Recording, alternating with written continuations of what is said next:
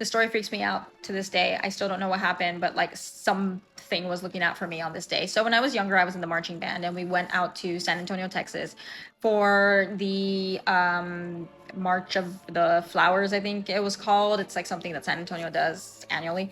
And so we marched in that parade and we were staying at a hotel. So we were minors. I was probably like 15 or 16 years old. And we weren't really supposed to be roaming the hotel alone, unless we were with like, a buddy system. But I forgot something in my hotel room. So I kind of snuck away from everybody in the breakfast area and I was going up to, I think I was on the fifth floor of the hotel.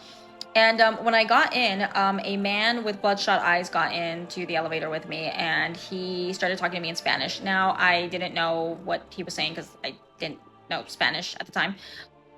I'm not really fluent in it either right now, but I really didn't know this at the time. And I couldn't understand anything he was saying. So he kept asking me questions and I just kind of was just like, okay. Like I really didn't know what to say. And then finally he asked me if I spoke Spanish and I said no. And then he was like, oh, okay. But he was acting really, really weird. Like he was just looking at me up and down. He just didn't look well. Like, I don't know if maybe he was definitely under the influence. I don't know. I think he was drunk or something. So I started to get really scared and I thought, oh my God, this guy's going to follow me to the fifth floor. Like I'm a young girl. Like I'm really starting to get scared. Like my alarm systems in my head were just like going off. And I was like, okay, you know what? Not the greatest idea at the time, but I was a kid and I didn't know what to do. We're talking about like survival skills of a peanut, okay? And I was like, you know what? I'm gonna get off on the third floor. Something told me get off on the third floor and take the stairs down and just like book it. Just run back to the lobby. But when I got off on the third floor, he followed me out. So I was like, oh fuck, I'm really, really fucked. Okay. I was still going towards the stairs, and when I opened the door to the stairs, the door opened and somebody came in and it was my best friend Andrew at the time. And I was like, holy crap.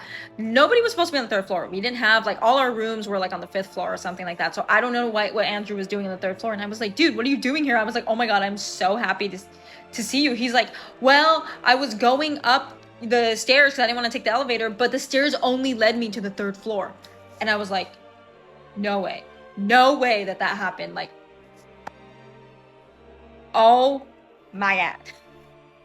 So that man saw Andrew with me and then he just like turned around and booked it the other way. And I got so scared. I went and I told my dad about it. And like, they were like, well, you want us to go look for the man? And I was like, well, I don't know. I don't know where he is. I don't know where we would look for him. Like that was just like, I'm not going anywhere anyway.